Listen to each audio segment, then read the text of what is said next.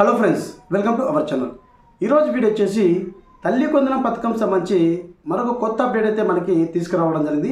So ఇక్కడ మనకి eligible list, ineligible list అయితే ప్రొవైడ్ చేయడం జరిగిందండి. So eligible list, ineligible list అంటే ఏమో అనుకోకండి. సో మనము గ్రీవెన్స్లో పెట్టినవని చెప్పేసి మీరు అనుకోవద్దండి. సో ఇక్కడ మనకి ఒక గైడ్లైన్స్ అయితే ఇవ్వడం జరిగింది కదా. సో మనకి కూటమి ప్రభుత్వం చెప్పిన విధంగానే మనకి అమలు చేయడం అయితే జరుగుతుందండి. సో ఫస్ట్ ఆఫ్ ఆల్ ఈ లిస్ట్ ఎవరిది, సో ఎందుకు ఈ లిస్ట్ మళ్ళీ సెకండ్ ఫేజ్ లిస్ట్గా మనకి రిలీజ్ చేశారని చెప్పేసి వీడియో ద్వారా మీకు తెలియజేస్తాను.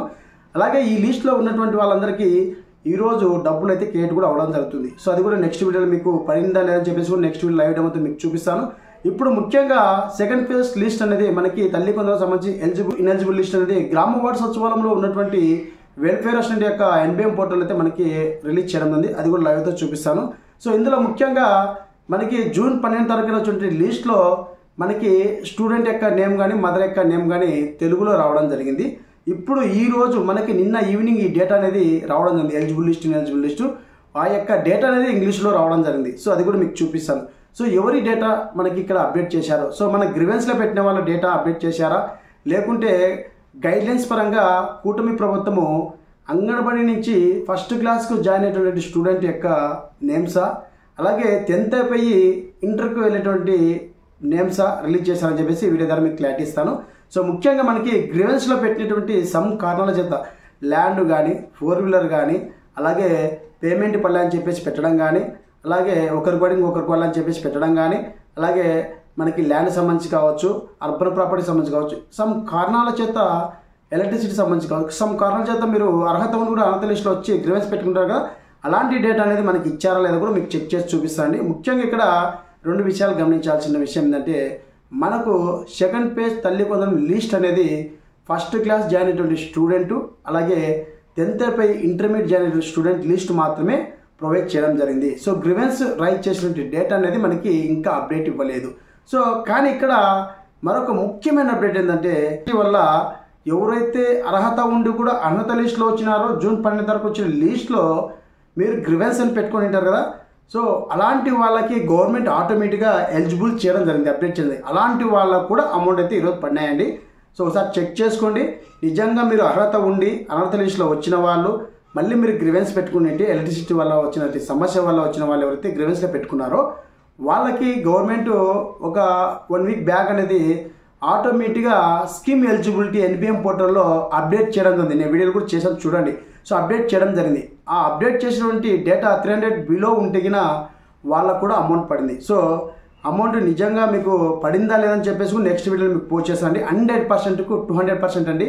ఎలక్ట్రిసిటీ వల్ల 300 బిలో ఉన్న వాళ్ళకి గ్రీవెన్స్ పెట్టింటారు కదా, ఫస్ట్ మీకు అబౌవ్ ఉందని చెప్పేసి వచ్చింటుంది, కానీ రియల్గా మీకు తక్కువ ఉంది. ఉన్న స్టేట్మెంట్ తీసుకొచ్చినాక ఏ దగ్గర ఏ ఆఫీస్ దగ్గర ఉన్న స్టేట్మెంట్ తీసుకొచ్చిన తర్వాత మీరు గ్రీవెన్స్ పెట్టింటారు. సో గ్రీవెన్స్ పెట్టిన 1 or 2 డేస్కి మీకు అప్డేట్ చేయడం జరిగింది గవర్నమెంట్. అలాంటి వాళ్ళకి ఈరోజు అమౌంట్ అయితే రిలీజ్ చేశారు. 100% కూడా అమౌంట్ క్రియేట్ అవ్వడం జరిగింది. అది కూడా మీకు చూపిస్తాను, ఓకేనా. నెక్స్ట్ వీడియోలో మీకు పోస్ట్ చేస్తాను. ముఖ్యంగా ఇక్కడ మనకి ఫస్ట్ క్లాసు అలాగే 10th అయిపోయి ఇంటర్మీడియట్ వెళ్ళినటువంటి స్టూడెంట్ యొక్క డేటా అనేది మనకి నిన్న ఈవినింగ్ అయితే అప్డేట్ చేయడం జరిగింది. సో సెకండ్ పేజ్ తల్లి కొందరం లిస్ట్ అనేది రిలీజ్ చేయడం జరిగింది. సో ఇక్కడ ముఖ్యంగా మనకి కూటమి ప్రభుత్వం చెప్పిన విధంగానే మీరు ఎవరైతే అంగన్వాడీ అయిపోయి మనకి స్కూల్లో ఫస్ట్ క్లాస్ జాయిన్ చేయాలనుకున్న విద్యార్థులు, స్టూడెంట్ యొక్క తల్లులు ఎవరైతే ఉన్నారో వాళ్ళు జూన్ 3వ తారీఖు లోపల మీరు మీ పిల్లల్ని స్కూల్లో జాయిన్ చేస్తే చైల్డ్ ఐడి వస్తే ఆ చైల్డ్ ఐడి బేసిక్ ద్వారా మీకు తల్లి కొందరం పథకం వేస్తామని చెప్పేసి క్లియర్గా మెన్షన్ చేయడం జరిగింది. అలాగే 10th అయిపోయి ఇంటర్మీడియట్ చదివే స్టూడెంట్ ఎవరైతే ఉన్నారో వాళ్ళు కూడా ఇంటర్మీడియట్లో జాయిన్ చేస్తే వాళ్ళు కూడా అమౌంట్ వేస్తామని చెప్పేసి మనకి జూన్ 10వ తారీఖున అమౌంట్ వేస్తామని చెప్పేసి క్లియర్గా మెన్షన్ చేయడం. అదే విధంగా చెప్పిన మాట విధంగానే వాళ్ళ అమౌంట్ కూడా వేయడం జరిగిందండి. సో లిస్ట్ కూడా ప్రొవైడ్ చేయడం జరిగింది. ఇక్కడ ముఖ్యంగా ఇందులో కూడా ఎలిజిబుల్, ఇనెలిజిబుల్ లిస్ట్ కూడా రావడం జరిగింది. సో పలు కారణాల చేత వాళ్ళకి రీజన్స్ కూడా రావడం మీకు చూపిస్తా. సో ముఖ్యంగా ఇప్పుడు అప్డేట్ అయిన నేమ్స్ అనేది ఇంగ్లీష్లో రావడం జరిగింది. అది ఒక్క విషయాన్ని మీరు గమనించాలి. సో లిస్ట్ కూడా రావడం జరిగింది, ఒకసారి అయితే చెక్ చేసుకోండి. ఇంకా మీకు పేమెంట్ కూడా పడింది ఫస్ట్ క్లాస్ జాయిన్ అయినటువంటి స్టూడెంట్ ఎవరైతే ఉన్నారో ఒకవేళ నా ఛానల్ చూస్తుంటే, వీడియో చూస్తుంటే మటుకు అమౌంట్ పడిందా అని చెప్పి కింద కామెంట్ సెక్షన్ అయితే కామెంట్ చేయండి. సో ఇప్పుడు మనము లిస్ట్ అనేది ఏ విధంగా చెక్ చేసుకోవాలి, ఎలా చెక్ చేసుకోవాలని చెప్పేసి ఈ వీడియో అనేది మీకు చూపిస్తాను.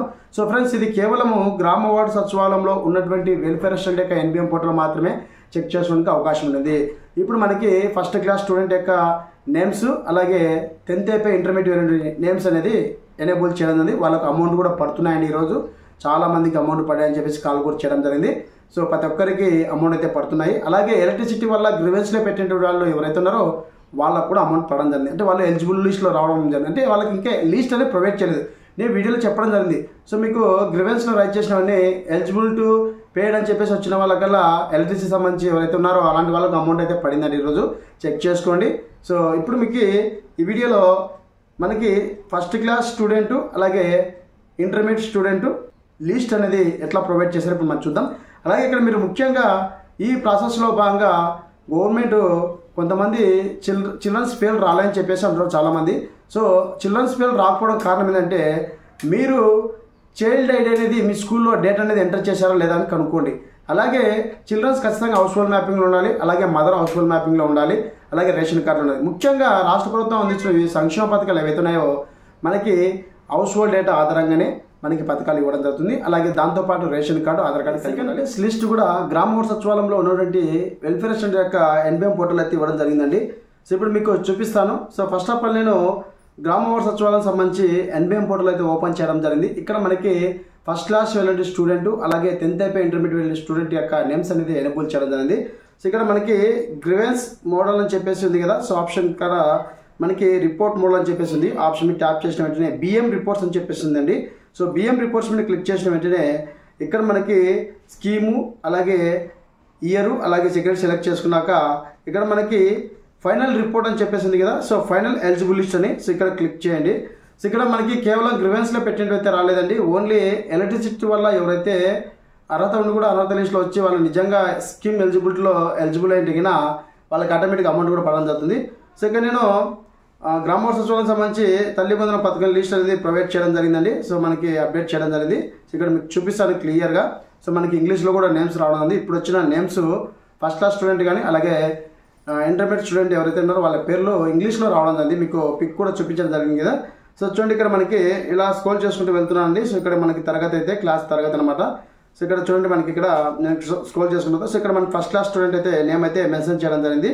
సో వీళ్ళకి 17,000 రూపాయలు అనేది ఈరోజు క్రియేట్ కూడా అవ్వడం జరిగిందండి. ఒకసారి చెక్ చేసుకోండి.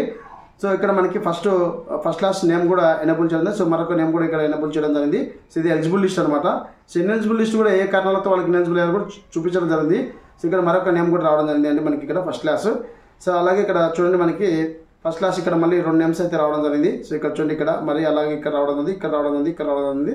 సో అలాగే ఇక్కడ మనకి ఇంటర్మీడియట్ కూడా రావడం జరిగిందండి. చూపిస్తాను మీకు ఇంటర్మీడియట్ సంబంధించి కూడా. సో ఇక్కడ ఫస్ట్ క్లాస్ వైజ్ మీకు చూపించాను కదా. సో ఎలిజిబుల్ లిస్ట్ సంబంధించి ఇప్పుడు మీకు ఇంటర్మీడియట్ కూడా చూపిస్తానండి.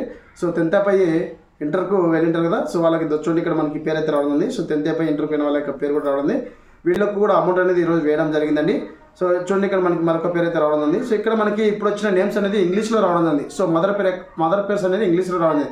మీకు చూపిస్తాను. సో ఈ నేమ్కు ఎదురుగా మీకు చూపిస్తాను చూడండి. సో ఈ నేమ్కి ఎదురుగా మనకి చూడండి ఇక్కడ మనకి ఇదివరకు అయితే మనకి ఇక్కడ తెలుగులో ఉన్నది. సో ఇప్పుడు అనేది ఇంగ్లీష్లో రావడం ఉంది. సో చూడండి మనకి ఇక్కడ ఇంగ్లీష్లో రావడం ఉంది పేర్లు అనేది చూడండి బాగా. సో చూడండి చాలా మందికి ఇంగ్లీష్లో రావడం జరిగింది. ఒకసారి చూడండి మీకు చూపిస్తున్నాను. సో ఇప్పుడు ముఖ్యంగా మనకి ఎవరైతే ఈ లిస్ట్లో ఉన్న వాళ్ళకి ఇంటర్మీడియట్ అయిన వాళ్ళకి కానీ అలాగే ఫస్ట్ క్లాస్ జాయిన్ అయిన వాళ్ళ స్టూడెంట్ ఎవరైతే ఉన్నారో వాళ్ళకి ఈరోజు అమౌంట్ రిలీజ్ చేయడం జరిగిందండి. ఒకసారి మీరు సచివాలయం అయితే చెక్ చేసుకుని ఈ లిస్ట్ మనకి నిన్న ప్రొవైడ్ చేయడం జరిగింది. సో మీరు ఎలిజిబుల్ లేదా ఇన్ఎలిజిబుల్ అని చెప్పేసి కూడా మీరు డైరెక్ట్ తెలుసుకోవచ్చు.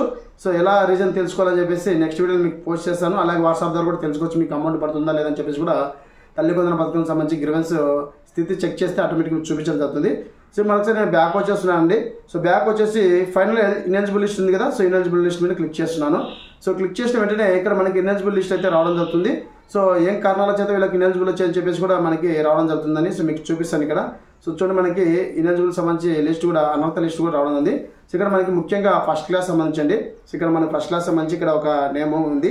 సో వాళ్ళకి ఇక్కడ రీజన్ ఏం రావడం జరిగిందంటే విద్యుత్ వినియోగం సగటు 300 యూనిట్ల కంటే ఎక్కువగా ఉండడం వల్ల అనర్హులు అని చెప్పేసి రావడం ఉంది. అలాగే వీటితో పాటు మెట్ట భూమి 10 ఎకరాల కంటే ఎక్కువగా ఉంది, అందువలన అనర్హులు రావడం. అలాగే కుటుంబంలో ఆదాయ పన్ను చెల్లిస్తున్నారు అని కూడా రావడం ఉంది.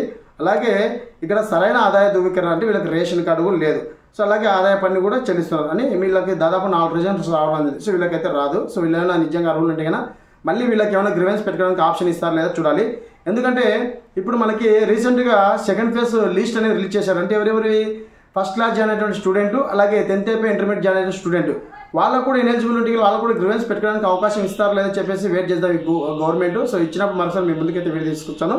మరొకరికి ఇక విద్యుత్ యూనిట్ వల్ల ఎక్కువగా ఉందని చెప్పేసి అదే 10 ఎకరాలు ఉంది, అలాగే రేషన్ కార్డులు అని చెప్పేసి రాంది. సో మరి కొంతమందికి ఇక్కడ కుటుంబంలో 4 చక్రాల వాహనం కలిగి ఉందని చెప్పేసి రావడం ఉంది, అనర్హత అని చెప్పేసి రావడం ఉంది. అలాగే మరొక స్టూడెంట్ ఇక్కడ చూడండి మనకి ఇంటర్మీడియట్ అనమాట, 11 అంటే ఇంటర్మీడియట్. సో కుటుంబంలో 4 చక్రాల వాహనం కలిగి ఉన్నందువలన విద్యుత్ వినియోగం సగటు 300 యూనిట్లు ఎక్కువగా ఉన్నందువల్ల వీళ్ళకి రాలని చెప్పేసి రావడం ఉంది. వీళ్ళకి ఏమన్నా మళ్ళీ త్వరలో అవకాశం ఇస్తారా? సెకండ్ ఫేజ్ రిలీజ్ చేసినటువంటి డేటా ఏదైతే ఉందో ఫస్ట్ క్లాస్ ఇంటర్మీడియట్ జాయిన్ అయినటువంటి స్టూడెంట్ ఎవరైతే వాళ్ళకి ఇనెలిజిబుల్ అయిన వాళ్ళకి ఎవరైతే ఉన్నారో వాళ్ళకి ఏమన్నా మళ్ళీ గ్రీవెన్స్ పెట్టుకోవడానికి ఆప్షన్ ఇస్తారో లేదని చెప్పేసి వెయిట్ చేద్దామండి. సో ఈ విధంగా అయితే మనకి ఇవ్వడం ఉంది, అనర్హత లిస్ట్ కూడా ఇవ్వడం ఉంది. సో ఇక్కడ మరొకరికి కుటుంబంలో 12,000 రూపాయల కంటే ఎక్కువ జీతం తీసుకున్నందువల్ల వీళ్ళకి అనర్హులు అని చెప్పేసి రావడం ఉంది. సో మనకి అంగన్వాడీ టీచర్స్ ఉంటారు కదా, గ్రామంలో 10,000 రూపాయలు, పట్టణాల్లో వచ్చేసి 12,000 రూపాయలు తీసుకుంటే వినా వీళ్ళకి అనర్హులుగా చెప్పడం జరుగుతుంది గవర్నమెంట్ ఎంప్లాయీస్ సంబంధించి. సో ఈ విధంగా అయితే మనకి రావడం ఉంది. ప్రైవేట్ ఎంప్లాయీస్కి అయితే లేదండి, ఓన్లీ గవర్నమెంట్ ఎంప్లాయీస్ మాత్రమే. సో చాలా మంది కుటుంబంలో 12,000 రూపాయల కంటే ఎక్కువ జీతం ఉంది, అలాగే విద్యుత్ యూనిట్ వల్ల ఎక్కువగా వచ్చాయని చెప్పేసి ఇవే రీజన్స్ రావడం ఉంది. సో చూడండి ఇక్కడ మరొకరికి అట్లానే రావడం ఉంది. సో అలాగే మనకి ఫస్ట్ క్లాస్ సంబంధించి ఇంటర్మీడియట్ సంబంధించి సో ఈ విధంగా కారణాల చేత మనకి లిస్ట్ అనేది ప్రొవైడ్ చేయండి. అలాగే ఇక్కడ మరొకటి మీరు గమనించాలి, ఫస్ట్ క్లాస్ లిస్ట్ అయితే రిలీజ్ చేశారు, మాకు ఇన్యాక్టివేట్ ఉందని చెప్పేసి అంటున్నారు. సో మీరు స్కూల్లో ఇచ్చేటప్పుడు డేటా మీ యొక్క బ్యాంక్ డీటెయిల్స్ అనేది యాక్టివేట్లో ఉన్నది ఇచ్చారు లేదని చెప్పేసి మీరు ఆలోచన చేసుకోండి.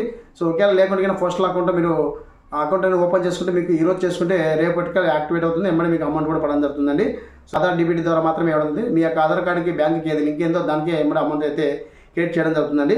సో మనకి ఇక్కడ చూడండి ఒక్కరికైతే ఇక్కడ క్లియర్గా ఇవ్వడం జరిగింది. సో సరైన ఆదాయ ధృవీకరణ లేదంటే విత్ రైస్ కార్డ్ లేనందున అని చెప్పేసి కూడా ఇవ్వడం జరిగింది. చూడండి మీకు ఇక్కడ చూపిస్తున్నా కదా క్లియర్గా. సో ఈ విధంగా మనకి లిస్ట్ అనేది ప్రొవైడ్ చేయడం జరిగిందండి. ఫస్ట్ క్లాస్ అలాగే ఇంటర్మీడియట్ జాయిన్ అయినటువంటి స్టూడెంట్ ఎవరైతే ఉన్నారో వాళ్ళందరికీ లిస్ట్ నిన్న ప్రొవైడ్ చేయడం జరిగింది ఈవినింగ్, అలాగే అమౌంట్ కూడా క్రెడిట్ చేయడం జరిగింది. సో ఈ విధంగా సెకండ్ లిస్ట్ మనకి రిలీజ్ చేయడం జరిగింది. గ్రీవెన్స్లో పెట్టిన వాళ్ళకి ఓన్లీ ఎలక్ట్రిసిటీ వల్ల ఎలిజిబుల్ అయిన వాళ్ళు కానీ, అలాగే మనకు అర్హత లిస్టులో అలాగే అనర్హత లిస్టులో రానటువంటి వాళ్ళు పేమెంట్ కోసం అని గ్రీవెన్స్లో పెట్టుకున్నారు, స్టూడెంట్ పేర్లు రాలేని చెప్పేసి గ్రీవెన్స్ పెట్టి అలాంటి వాళ్ళు కూడా అమౌంట్ పడుతున్నాయండి. అలాగే కుటుంబంలో 2 పిల్లలు 3 పిల్లలు 2 వాడికి 3 పడుకుంటే పేమెంట్ వాళ్ళు అని చెప్పేసి గ్రీవెన్స్ పెట్టుకున్నారు, అలాంటి వాళ్ళు కూడా అమౌంట్ పడుతుందండి. ఖచ్చితంగా మీరు చెక్ చేసుకోండి, 100% అమౌంట్ అయితే పడింది. ఇక్కడ మెయిన్గా మనకి అమౌంట్ పడిన వాళ్ళు ఎవరంటే ముఖ్యంగా ఇంకా పడిన వాళ్ళు ఎవరైనా ఉన్నారంటే ముఖ్యంగా ఇంకా లీస్ట్ అనేది ప్రొవైడ్ చేయడం వాళ్ళ డేటా ఎవరిదంటే ముఖ్యంగా మనకి ఇక్కడ అర్బన్ ప్రాపర్టీ, అలాగే ఇన్కమ్ ట్యాక్స్, గవర్నమెంట్ ఎంప్లాయీ, అలాగే 4 వీలర్ సంబంధించి మనకి ల్యాండ్ సంబంధించి ఈ 5 కేటగిరీ సంబంధించి వాళ్ళకి ఇంకా పెండింగ్లు అయితే పెట్టడం జరిగిందండి, ఇంకా ఫార్వర్డ్ చేయలేదు డేటా అనేది. సో చేసిన తర్వాత వాళ్ళకి అమౌంట్ ఎప్పుడు పడుతుందో లేదా అని చెప్పేసి మరొకసారి మీకు అప్డేట్ ఇచ్చిన వెంటనే మీకు డేటాను తీసుకొస్తాను. ముఖ్యంగా ఇక్కడ మనకి ఎవరెవరికి అమౌంట్ పడుతుందంటే ఫస్ట్ క్లాస్ జాయిన్ అయినటువంటి స్టూడెంట్కు, అలాగే 10th అయిపోయి ఇంటర్మీడియట్ అయిన స్టూడెంట్కి, అలాగే ఇక్కడ మనకి గ్రీవెన్స్లో కొంతమంది రైట్ చేశారు కదా, అంటే మాకు ఎలిజిబుల్ లిస్ట్ రాలేదు, ఇనెలిజిబుల్ లిస్ట్ రాలేదు, అలాంటి వాళ్ళకి పేమెంట్ పడాలని చెప్పేసి మీరు గ్రీవెన్స్ అలాంటి వాళ్ళకు కూడా, అలాగే కుటుంబంలో 3-4 నుండి 2 పేమెంట్ కోసం అని చెప్పేసి గ్రీవెన్స్ పెట్టినారు కదా, అలాంటి వాళ్ళకు కూడా అమౌంట్ అయితే పడుతున్నాయండి, 100% పడుతున్నాయి. చెక్ చేసుకోండి. మీ యొక్క బ్యాంక్ అకౌంట్ అనేది ఎన్పిసి యాక్టివేట్ ఉంటే మనకు మీకు పడతాయి, ఇన్యాక్టివేట్ ఉంటే పడవండి. సో ఈ విధంగా మనకి సెకండ్ పేజ్ సంబంధించి లిస్ట్ అని ప్రొవైడ్ చేయడం అండి. మీ సచివాలయం దగ్గర ఉన్నటువంటి వెల్ఫేర్ అసిస్టెంట్ ఎవరైతే ఉన్నారో వాళ్ళని కన్సల్ట్ అయితే మీకు డేటా చూపించడం జరుగుతుంది. ఇదండి తల్లి కొందన పథకం సంబంధించి అప్డేట్. మరొక వీడియోతో మీ ముందుకు వస్తాను. Thank you so much. జై హింద్.